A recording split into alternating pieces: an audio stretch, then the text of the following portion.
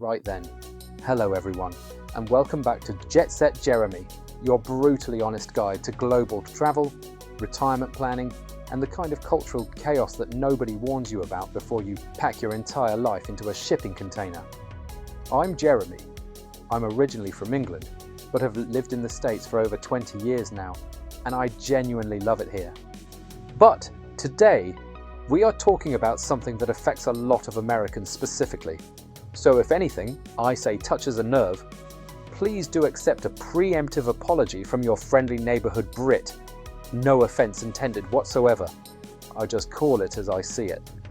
Now, why should you listen to me on this particular topic? Well, I've spent years on the expat beat. I've talked to retirees who moved abroad and absolutely thrived. And I've talked to retirees who moved abroad, had a spectacular meltdown somewhere around month 8, and quietly shipped themselves back home, wondering what on earth went wrong. I have done the research, I have had the conversations, and I am here to share the honest version of the story, not the Instagram highlight reel.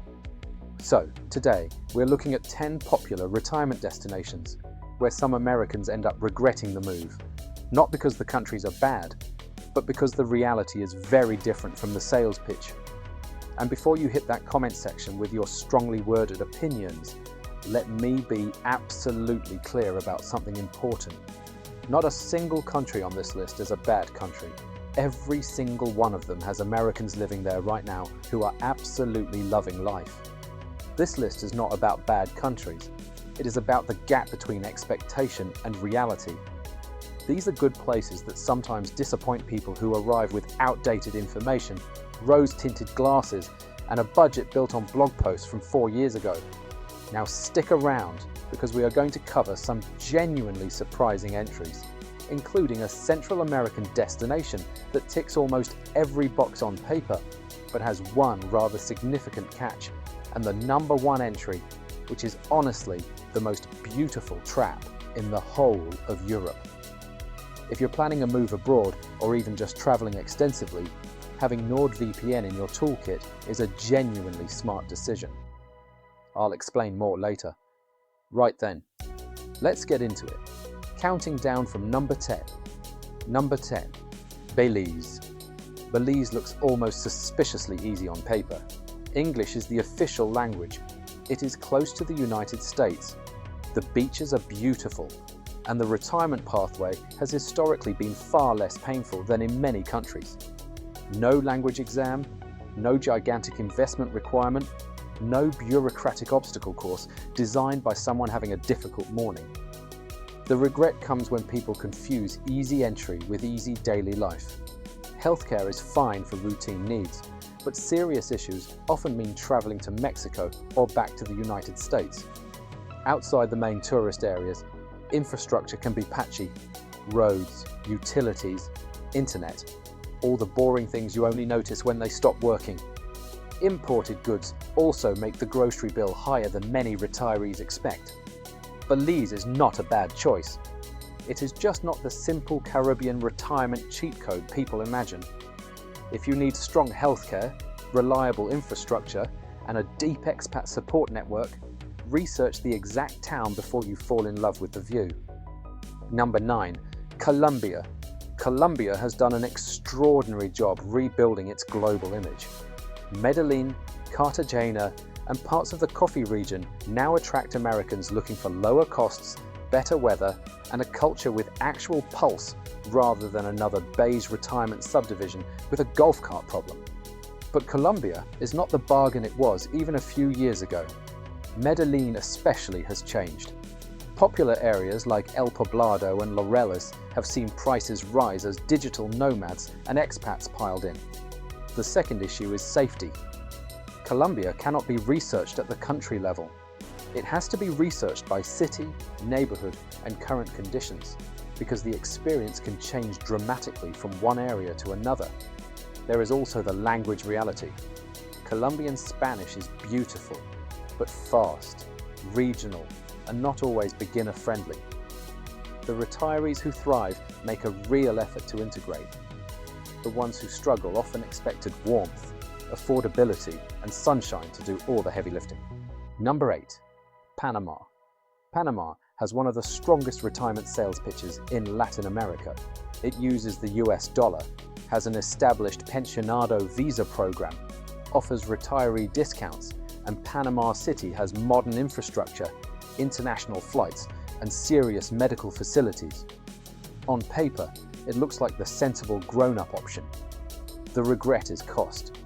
Panama City is expensive by regional standards, especially in the areas where Americans actually want to live. People budget for Central America, then arrive in neighborhoods priced like an international business hub. The monthly pharmacy run can be a rather unpleasant little maths lesson. Outside the capital, places like Boquete can be cooler, quieter, and more affordable. But then you give up some convenience. Specialist healthcare, flights, and big city services often mean going back to Panama City. Panama works well for retirees with realistic budgets and a clear location strategy. It disappoints people who expect first world infrastructure at sleepy village prices. Those two things rarely arrive together, unfortunately. Number 7. Ecuador. Ecuador became famous because it seemed to offer the perfect retirement combination. Low costs, the US dollar, established expat communities, and Cuenca's famous spring-like climate. For years, it was one of the default answers for Americans trying to stretch Social Security abroad. The issue is that Ecuador has become more complicated than the old affordability story suggests. Power outages and infrastructure problems have created real daily friction in recent years. Not dramatic enough for a disaster film perhaps, but enough to wear people down. Internet calls drop. Refrigerators become a source of suspense. Routines start revolving around basic reliability. Cuenca also sits at roughly 8,200 feet, and altitude is not a lifestyle preference. Some retirees are just fine. Others deal with fatigue, breathing issues, or cardiovascular strain that never fully settles. Add security concerns in certain areas and higher costs on imported goods, and Ecuador is still affordable, but no longer effortless. It rewards resilient retirees more than romantic ones. Number 6. The Philippines. The Philippines has a lot going for it. English is widely spoken. American cultural references are familiar. The cost of living can be extremely favorable, and Filipino warmth toward foreigners is real. For many retirees, especially single men and people comfortable with tropical life, it can work brilliantly. The regret is distance, not a mild inconvenience. Proper, emotional, logistical distance. Getting back to the continental United States can mean 16 to 20 hours of travel, usually with connections, and often a ticket price that makes your retirement budget sit down and ask for a minute. That matters when life happens. Parents get sick, children need help, grandchildren are born, funerals happen. The retirees who thrive in the Philippines usually planned for this before they moved. They built a travel fund and accepted the distance honestly. The ones who regret it understood the flight time intellectually, then felt it emotionally when someone they loved needed them. We've reached half time. There are no hydration breaks here. Number 5. Thailand. Thailand is almost unfairly good on lifestyle. The food is brilliant. Private healthcare in Bangkok and Chiang Mai is strong. Expat communities are well established. And the cost of living can still work beautifully if you avoid living like a tourist with a pension. The problem is immigration. Thailand does not offer most retirees a simple, permanent, set-it-and-forget-it residency path. Retirement visas vary by visa type and come with different financial requirements, renewals, documentation, reporting obligations, and insurance rules that can shift. It is manageable, but it is not invisible. That is where the regret comes from. Many Americans arrive having watched the lifestyle version of Thailand. Temples, street food, beaches, affordable apartments. Then they discover the legal residency version, which is considerably less photogenic. Some retirees handle it well by using reputable visa services and staying organized. Others feel as if their peaceful retirement has acquired an annual paperwork hostage situation. Thailand can be outstanding. Just do not confuse a wonderful lifestyle destination with an easy immigration destination. Number 4, Costa Rica. Costa Rica has one of the strongest retirement brands in the world. Stable democracy, beautiful nature, good healthcare, established expat communities, and enough English-speaking infrastructure to make the move feel less intimidating. On paper, it still looks close to ideal. The regret is the gap between qualifying and affording. The income needed for a retirement visa can sound reassuring, but qualifying for the visa and comfortably living in the places Americans actually want are not the same number. Tamarindo, Nosara, Manuel Antonio, and other popular areas have become expensive because retirees, tourists, and foreign buyers all discovered the same paradise at roughly the same time. Restaurants, rent renewals, property, insurance, and daily conveniences in expat-heavy zones can feel far closer to international pricing than old, cheap Costa Rica content suggests. There is still value inland and in less famous towns, but that usually requires better Spanish and less hand-holding. Costa Rica remains excellent. After the specialist appointment about your knee, you will realize it is not the budget miracle many people still think it is. Number 3, Mexico. Mexico is one of the best retirement options available to Americans, full stop. The healthcare in major cities can be excellent, the culture is rich, the food is ridiculous in the best possible way, and the proximity to the United States is a massive practical advantage. You are not halfway around the world if something goes wrong. So why the regret? Because Mexico is not one experience. It is dozens of very different realities under one national name. The Americans who regret Mexico usually made one of 2 mistakes. First, they bought property based on a holiday feeling. 2 perfect weeks in Puerto Vallarta or San Miguel de Allende is not research. It is a seduction with better lighting. Rent for a full year before buying. Second, they failed to research safety locally to their dream home. Mexico has enormous regional variation. Conditions can differ by state, city, and neighborhood. Mexico done carefully can be exceptional. Mexico done impulsively can be expensive to undo.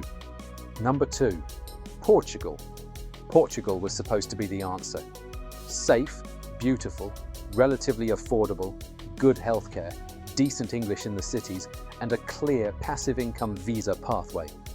For a while, it really was one of the most compelling retirement options in Europe. Then everyone found it. Lisbon rents surged. Porto followed. The Algarve became far less of a bargain. The original non-habitual resident tax regime, which helped make Portugal so attractive to foreign retirees, was discontinued and replaced with new tax frameworks that are less welcoming. People who research Portugal based on older content often arrive to a country that still looked beautiful, but no longer matched the budget they had built.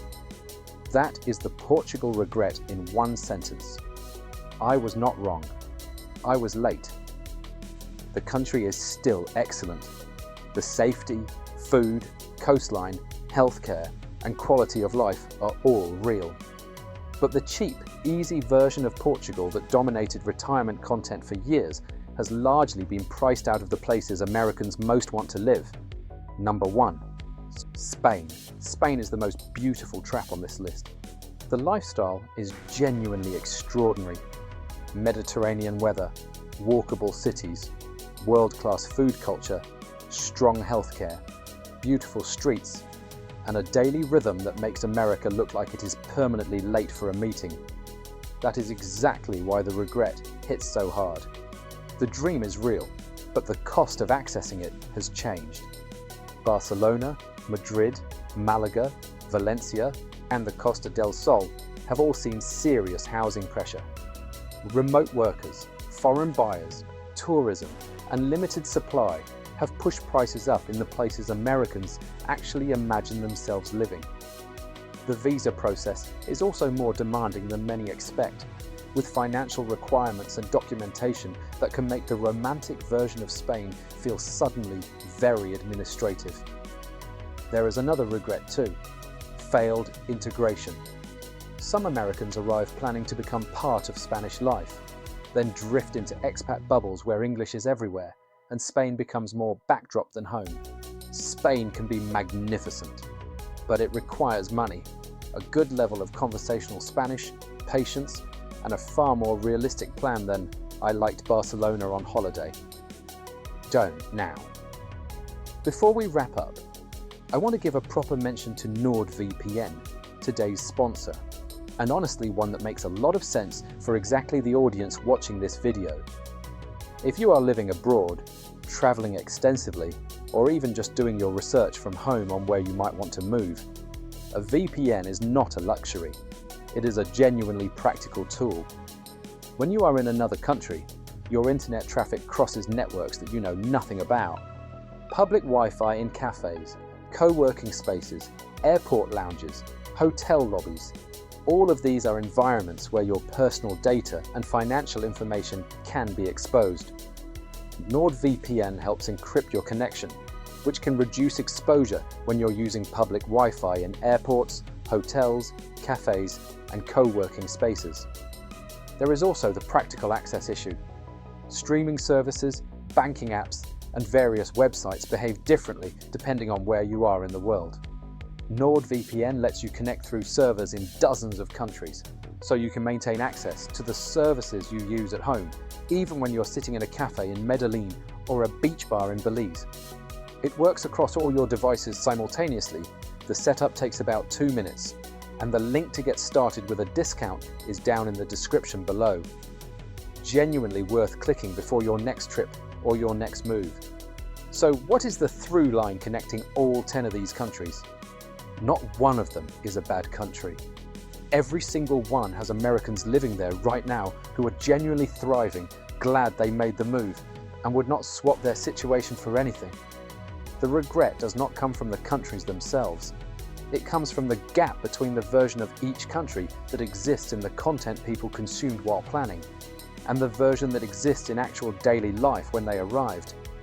Costs changed, visa rules shifted, daily life friction turned out to be higher than the highlight reel suggested, and people who built their plans on outdated information, holiday impressions, or unrealistic budgets found themselves caught between the dream they planned for and the reality they landed in. The people succeeding abroad are not the ones who found perfect countries. There are no perfect countries. They are the ones who match their actual budget, their actual lifestyle needs, and their honestly examined expectations to a specific destination, a specific city, a specific neighborhood, and a specific financial reality that they verified with current sources and real conversations with people actually living there right now. Drop a comment below and tell me which country on this list surprised you most.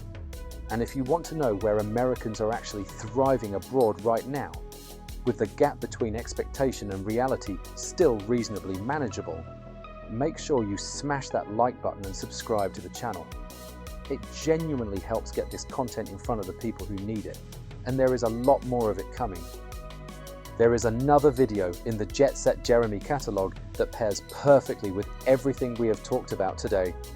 It should hopefully be appearing on your screen right about now. Live dangerously and have a watch of that one as well. Right then. That is your lot for today. Stay curious, do your research properly, and for goodness sake, rent before you buy. This has been Jetset Jeremy for your viewing pleasure. Cheers.